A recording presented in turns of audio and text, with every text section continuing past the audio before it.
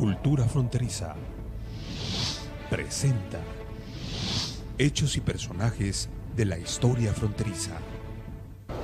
Nuevamente en la que fue Escuela Cuauhtémoc, este edificio emblemático de Mexicali que acaba de cumplir 100 años de haber sido inaugurado el 16 de septiembre del 2016.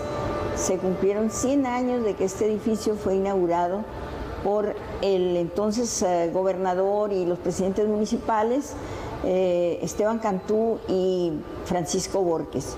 Bueno, pues esta escuela, nosotros cuando hablamos de Escuela Cuauhtémoc nos la imaginamos como una escuela primaria y se me ocurre pensar, por ejemplo, cuando se inscribieron aquí más de 800 niños, ¿verdad? Me imagino subiendo estas escaleras, me los imagino en medio de esa alegría natural que hay. Ha sido un momento muy importante. Adquiría este edificio con las risas, con la alegría, con el movimiento de tantos niños.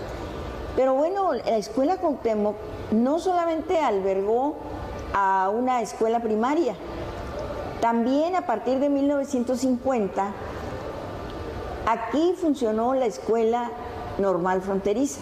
Esta escuela que había sido creada en 1947 y empezó a funcionar en la secundaria 18, pero en el 50 se cambia para acá y aquí va a funcionar hasta 1958, es decir, 8 años va a funcionar aquí la Escuela Normal Fronteriza, que también albergaba grupos muy grandes. En 1958, por ejemplo, cuando a mí me tocó inscribirme en la Escuela Normal Fronteriza, éramos más de 60 alumnos en primer año, o lo que le llamábamos nosotros cuarto año, porque en ese tiempo la normal era continuación de la secundaria. Por esa razón también, normal para acá, se establece la escuela porque la continuidad de 60 en un grupo, pues en el sexto año había que estaba en los años de 1950 a 1958. En octubre de 1958 la escuela normal salió de aquí para ocupar el edificio del ejido Coahuila, donde todavía funciona la Escuela Normal Fronteriza. Bueno, pero en esa época, en 1953, surge lo que se llamó el Instituto de Ciencias y Artes del Estado. Este instituto podemos considerarlo algo así como antecedente de la universidad aquí en Baja California, porque albergaba 6 escuelas. Había una escuela de enfermería, la escuela de arte, la de pintura estaba también, de corte y confección, en fin, había 6 escuelas que funcionaban aquí. Estas escuelas, algunas funcionaban en el turno vespertino, por ejemplo, la anexa a la normal funcionaba en el turno vespertino, la escuela de pintura también. Y algo muy importante, que pocas veces se menciona, pero en 1958, inmediatamente cuando la normal sale, se crea el turno vespertino.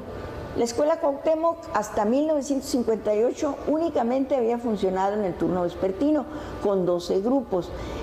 En 1958 se crea el turno vespertino y conserva su nombre, siendo la primera directora la profesora Carmen Rivera Almada.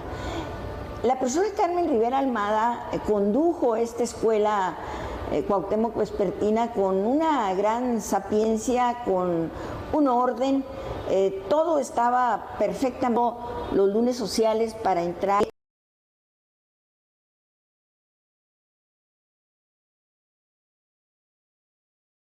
y los alumnos salían. Todos los días, curiosamente, en la mañana al entrar a clases y a la hora de recreo al entrar a clases otra vez, se ponía en un cucharan y tocaba.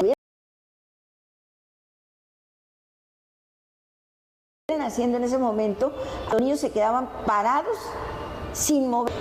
La segunda vez que tocaba la campana, el segundo campanazo, empezaban a caminar de donde estuvieran hacia el patio.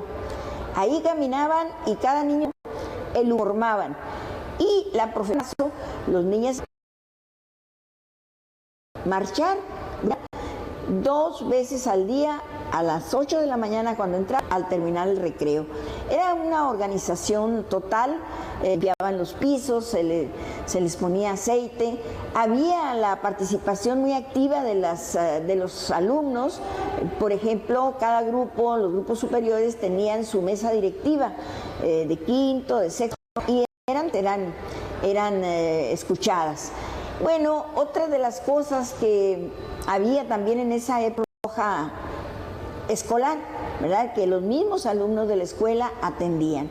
Y bueno, los alumnos de esta escuela, los exalumnos que vinieron en la escuela, hablan de una gran participación o una gran concurrencia de niños de origen chino, a los cuales había que ayudar porque era una regla que establecía la profesora Rivera, en el sentido de que había que tratarlos igual como se trataban todos los niños mexicanos. No debería de existir el menor asomo de discriminación, ¿verdad? De tal manera que, por ejemplo, recordaba una exalumna de esta escuela, cómo en alguna ocasión, teniendo ella 8 años, llega un joven de 17 que no hablaba absolutamente nada de español. Entonces, por órdenes de la directora, todos deberían de acercarse, hablar con él y ayudarlo a que aprendiera español. Así lo hicieron. Dice que al terminar el ciclo escolar, el joven de origen chino hablaba español, y bueno, ya no por la edad, pero todos tenían esa consigna de parte de la directora.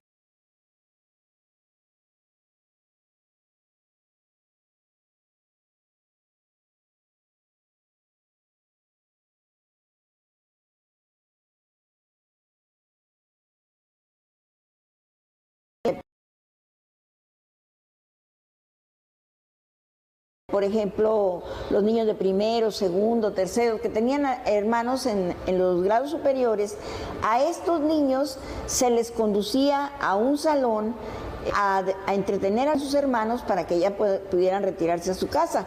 Entonces era jugar ahí. Dice que era muy común que jugaran, podían disponer del pizarrón, había quizzes, de tal manera que ellos jugaban competencias, dice que principalmente competencias de matemáticas. En fin, la profesora era una directora muy organizada, vivió hasta 1964 y desde el 58 hasta el año en que ella muere continuó siendo directora, aun cuando el último año pues ya no estaba permanentemente, faltaba por cuestiones de enfermedad, pero seguía siendo la directora efectiva y había alguien que la suplía. Pero bueno, en el verano del 64 ella muere y ya se acaba pues su gobierno en esta escuela. Pero es muy recordada la profesora por esa manera que tenía de tratar a los niños. Hay jóvenes que estuvieron aquí en la Cuauhtémoc, como por ejemplo don Luis Contreras, recordaba que la profesora era muy bonita, pero aparte era muy buena con ellos. Incluso los invitaba a su casa, ella nunca se casó, y los invitaba a su casa y ahí les invitaba a la maestra que hablaba de la escuela vespertina.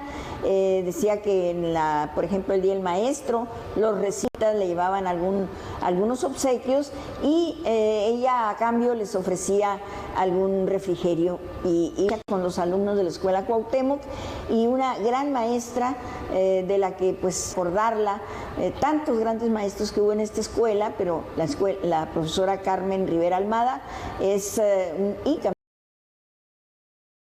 únicamente 50 años en esta escuela. Regresamos con más de Cultura Fronteriza. En estos 3 años hemos concretado importantes.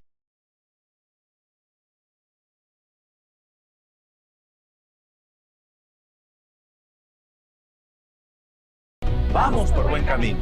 Tercer informe de gobierno. Francisco Arturo Vega de la Madrid, gobernador. Cultura Fronteriza presenta Traselente. ¿Qué tal? Estamos con el licenciado Sergio Ortiz Salinas. Él es jefe de producción audiovisual de la Universidad Autónoma de Baja California. Él es gurú y uno de los pioneros de la producción de cine y video en Baja California. Hola Pati, ¿cómo estás? Muy bien, Checo. Sí. En el CEPA. Al CEPA. Es siempre un gusto.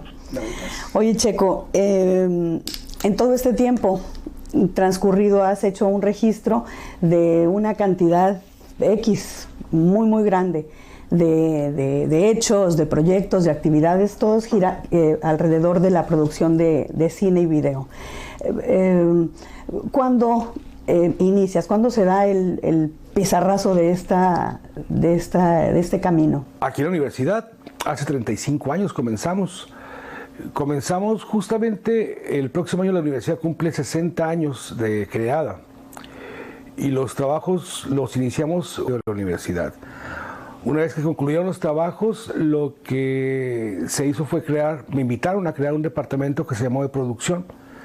Muy heterogéneo, muy complicado porque abarcaba las áreas de producción audiovisual, de radio, de editorial y una vez como departamento de tecnología audiovisual. Formalmente ahí comienzan las producciones. Okay. Pero antes de generar el Radio Universidad, ¿no? El departamento de... No, yo comenté principalmente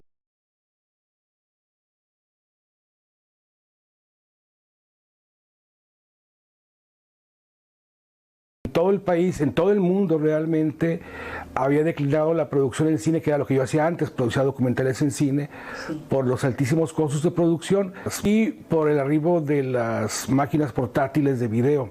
Entonces estuvimos obligados a trabajar con las horribles, pésimas, feas, increíbles, malos sistemas lineales durante un tiempo ahí experimentamos con eso. Pero era audiovisual y era técnica cinematográfica para producir documentales. Ahí nace Culturas en Movimiento y después Fahrenheit, que era lo mismo, pero cambia de nombre. La misma gata más que revolcada. No, primero fue una época del 80-81 hasta el 88, que estuvimos produciendo exclusivamente documentales científicos y hacíamos materiales para apoyar el trabajo artístico de nuestros colegas de actividades culturales.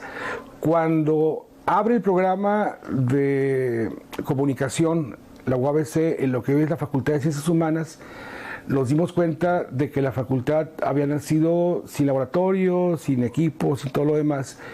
Y lo que hicimos fue crear un grupo, abrir un espacio para que los estudiantes que tenían deseos de introducirse en la práctica de la televisión pudieran trabajar y pudieran aprender. Ahí con un primer grupo que era un grupo que se llamaba Taller de Creación de Imágenes en Movimiento, nace Culturas en Movimiento, que fue un programa muy afortunado porque logró ser transmitido a través de tiempos de RTC, en buenos tiempos de RTC, en las dos cadenas nacionales que había entonces, que era la de Televisa y la de Imevisión, antes, previo al nacimiento de TV Azteca, ¿no? Y en horarios muy buenos. Eran tiempos coyunturales, eran los tiempos en el que el PAN gana su primera gobernatura, eran los tiempos en que de los maestros que también hoy dan clases, ¿no? A gente muy importante. El maestro empezó a venir a la UABC a dar cursos para enseñar teoría del color, teoría de la luz, técnicas de montaje, puesta en cámara, ese tipo de cosas. Federico Campbell, el escritor que en paz descanse, aportó con cuestiones más intelectuales de escritura, de creación, ese tipo de rollos. Y otros compañeros míos de la universidad, como Jorge Farré, venían a dar clases de edición y postproducción en general, ¿no? Y lo que buscamos era traer maestros, los mejores maestros disponibles para que capacitaran, para que coadyuvaran a formar a esos alumnos, sí, que hoy son muy buenos productores y maestros, todos sí, ellos. Sí, exitosos, ¿no? Sí, claro, sí, por supuesto. ¿Y cuándo nace el proyecto del CEPA? ¿En 2008 más o menos? El proyecto del CEPA, sí. El proyecto del CEPA nace hasta... Fueron varias, son cuatro actos, 4 vueltas de tuerca. Primero fue la divulgación de la ciencia, que fue donde todos aprendimos a producir documental científico. Luego vino Culturas en Movimiento, que fue una época no muy larga, fueron 4 o 5 años.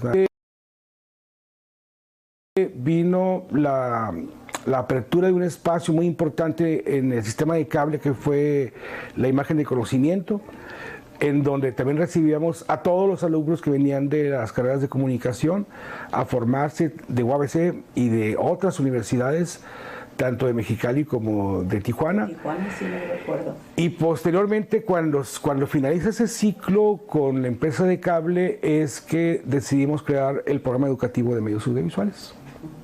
Entonces, los que eran productores, que tenían experiencia y conocimientos, y muchas, fue transformarse en académicos.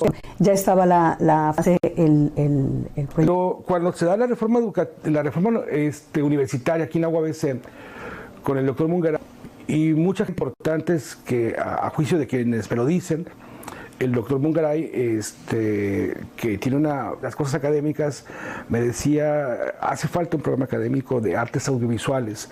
Me hablaba del clúster cinematográfico, me hablaba de la importancia de un cambio, y empezamos a trabajar en crear el programa de medios audiovisuales en ese entonces. Y esto se concreta ya, estrella.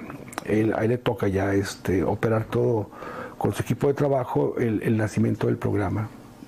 De la de la escuela de medios. Sí, pero lo inteligente de todo esto, perdón, no sinteticé, lo inteligente de todo esto fue que en lugar de crear más burocracia, en lugar de crear una nueva unidad académica, la decisión original cuando se crea el CEPA, que deja de ser tecnología audiovisual para convertirse en centro de estudios y producción audiovisual, fue el que estuviéramos adscritos a la Facultad de Artes. De esa forma se obtenían dos ganancias. Uno, no se creaban más puestos burocráticos, y dos, fortalecíamos la matrícula débil entonces de la Facultad de Artes, que tenía pocos programas y muy pocos alumnos también, ¿no? Éramos muy pocos. Les dimos fortaleza. Sí. Y sentimos celos. Tengo una nota dentro del trabajo de investigación que estuve haciendo y que no lo sabía, y quiero que me lo platiques, sobre la casa productora Telearte. Telearte nace cuando no puedo yo para no era académico, yo estaba en la universidad, no tenía la única opción para poder subsanar mis gastos familiares con mis hijos era trabajar y abrí una casa productora que fue pionera en Mexicali. La gran suerte de colaborar con mi amigo Gustavo Vildósola Ramos. Él me invitó a trabajar en Kenworth Mexicana y de ahí se empezaron a venir, hasta que al dejar la familia Vildósola Kenworth y al aburrirme yo de hacer lo mismo, dije, mejor me regreso a la academia, ¿no? Fue una época muy divertida, particularmente de la mano de todos los amigos de Kenworth y de Gustavo, por supuesto, en la que me divertí muchísimo, aprendí mucho, porque son cosas distintas. La sola visión de la calidad es totalmente diferente, es muy estricta, muy afinada, y la exigencia de la característica del producto, y además me paseaba mucho, era muy divertido. Entonces eso era Telearte. Producíamos básicamente para Kenworth, para el gobierno del estado, hacemos videos de tipo industrial. Fue divertido, pero se vuelve como una película buena de acción que ves muchas veces y te aburre de repente, ¿no? Sí. Hacer lo mismo. Las técnicas narrativas que aquí utilizo yo, lo personal, la forma como narro con la cámara, mis propias reglas de no usar efectos, de no usar ondas artificiales, ese tipo de cosas. Ahí me encanta porque me comunico de una manera muy específica, pero en el medio privado, industrial, no se permite porque ahí todo es un poco más artificial, colores artificiales, muchos efectos, muchas maromas, mucha animación. O sea, todo lo que yo enseño en clase que no me gusta, tengo que hacerlo por fuera si trabajo en la iniciativa privada. Entonces me encanta la universidad porque es una súper trinchera para crear.